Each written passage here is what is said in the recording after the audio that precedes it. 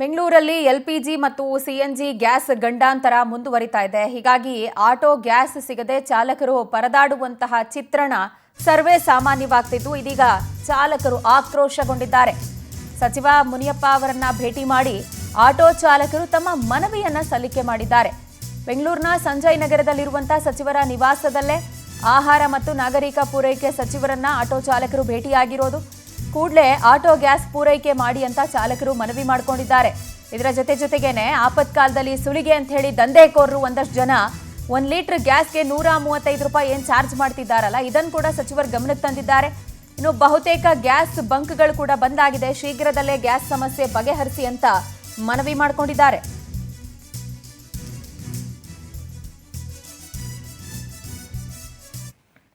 ಅವರಿಗೆ ಅನುಕೂಲ ಮಾಡಿಕೊಡ್ತಾ ಇಲ್ಲ. ಇದಕ್ಕೆ ತಕ್ಷಣ ಒಂದು ಮೀಟಿಂಗ್ ಅನ್ನು ಕರೆದು ಇದನ್ನ ಸಾಲ್ವ್ ಮಾಡಕ್ಕೆ ಪ್ರಯತ್ನ ಮಾಡ್ತೇವೆ.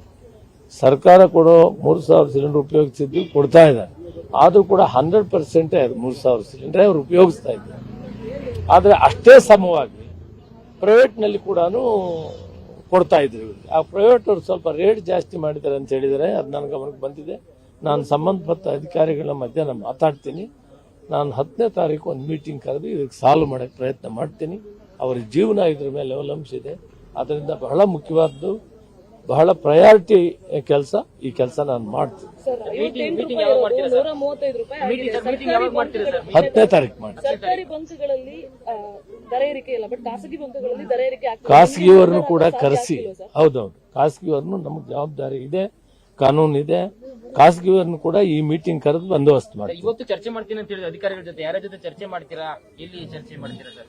ನಾನು ಗವರ್ಮೆಂಟ್ ಆಫ್ ಇಂಡಿಯಾ ಅಧಿಕಾರಿಗಳಿದ್ದಾರೆ, ಇಂಡಿಯನ್ ಆಯಿಲ್ ಕಾರ್ಪೊರೇಷನ್ ಕೋಆರ್ಡಿನೇಟರ್ಸ್ ಇದ್ದಾರೆ, ಅವ್ರನ್ನು ಮಾತಾಡ್ತೀನಿ. ಪೊಲೀಸು ನಮ್ಮ ವರಿಷ್ಠ ಅಧಿಕಾರಿಗಳನ್ನು ಮಾತಾಡ್ತೀನಿ. ಸಾಧ್ಯ ಇದೆ, ಸಾಧ್ಯ. ಆದ್ರೆ ಪರಿಸ್ಥಿತಿ ಗಂಭೀರವಾಗಿದೆ, ಯುದ್ಧ ನಡೀತಾ ಇದೆ. ನಾವು ಕೂಡ ಸಹಕಾರ ಕೊಡಬೇಕಾಗುತ್ತೆ.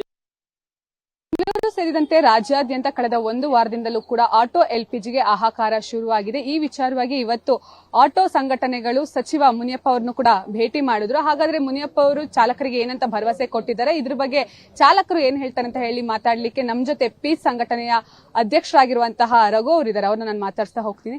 ಸರ್, ಸಚಿವರನ್ನ ಭೇಟಿ ಮಾಡಿದ್ರೆ ಅವರು 10ನೇ ತಾರೀಕಿಗೆ ನಾವು ಮೀಟಿಂಗ್ ಅನ್ನ ಕರಿತೀವಿ, ಸಮಸ್ಯೆನ ಬಗೆಹರಿಸ್ತೀವಿ ಅಂತ ಹೇಳಿದ್ರೆ 10ನೇ ತಾರೀಕುವರೆಗೂ ನಿಮ್ಮ ಪರಿಸ್ಥಿತಿ ಯಾವ ರೀತಿ ಇದೆ? ಇವತ್ತು 12 ಗಂಟೆಗೆ ಸಭೆ ಕರಿತೀವಿ ಅಂತ ಹೇಳಿದ್ದಾರೆ. ವಿಧಾನಸೌಧದಲ್ಲಿ ನಾನು ಮಾತಾಡ್ತೀನಿ ಅಂತ ಹೇಳಿದ್ದಾರೆ. ಮತ್ತೆ 10ನೇ ತಾರೀಕು ಒಳಗಡೆ ನಿಮ್ಗೆ ಶಾಶ್ವತ ಒಂದು ಪರಿಹಾರ ಕೊಡ್ತೀನಿ ಅಂತ ಹೇಳಿದ್ದಾರೆ. ನಾವು ಕೇಳ್ಕೊತಿರೋದು ಏನು, ಬೆಂಗಳೂರಿನಲ್ಲಿ 160ಕ್ಕೂ ಹೆಚ್ಚು LPG ಬಂಕ್ಗಳಿದಾವೆ. ಎಲ್ಲಾ ಬಂಕಲ್ಲೂ ಗ್ಯಾಸ್ ಸಿಗೋ ತರ ಆಗ್ಬೇಕು. ಯಾವ ಬಂಕುನು ಬಂದಾಗಬಾರ್ದು. ಮತ್ತೆ ಎಲ್ಲಾ ಬಂಕಲ್ಲೂ ಏಕರೂಪ ದರ ಇರಬೇಕು. ಈಗ ಯುದ್ಧ ನಡೀತಿದೆ, ಏನೋ 100 ರೂಪಾಯಿ ಆಯ್ತಾ, ಎಲ್ಲಾ ಬಂಕಲ್ಲೂ 100 ಇರ್ಲಿ. ಆದ್ರೆ ಸರ್ಕಾರ ಸ್ವಾಮ್ಯದ ಬಂಕಲ್ಲಿ 90 ರೂಪಾಯಿ ಇದೆ, ಪ್ರೈವೇಟ್ ಬಂಕಲ್ಲಿ 135 ರೂಪಾಯಿ, 120 ರೂಪಾಯಿ. ಅಂದ್ರೆ ಅವ್ರಿಗೆ ಬೇಕಾಬಿಟ್ಟು ರೇಟ್ ನ ಇನ್ಕ್ರೀಸ್ ಮಾಡಿದ್ದಾರೆ. ನಾವು ಈ ಮೂಲಕ ಮುನಿಯಪ್ಪ ಅವ್ರನ್ನ ಮನವಿ ಮಾಡ್ಕೊಂಡಿದೀವಿ, ಲೆಟರ್ನು ಸಹ ಕೊಡ್ತಾ ಇದೀವಿ.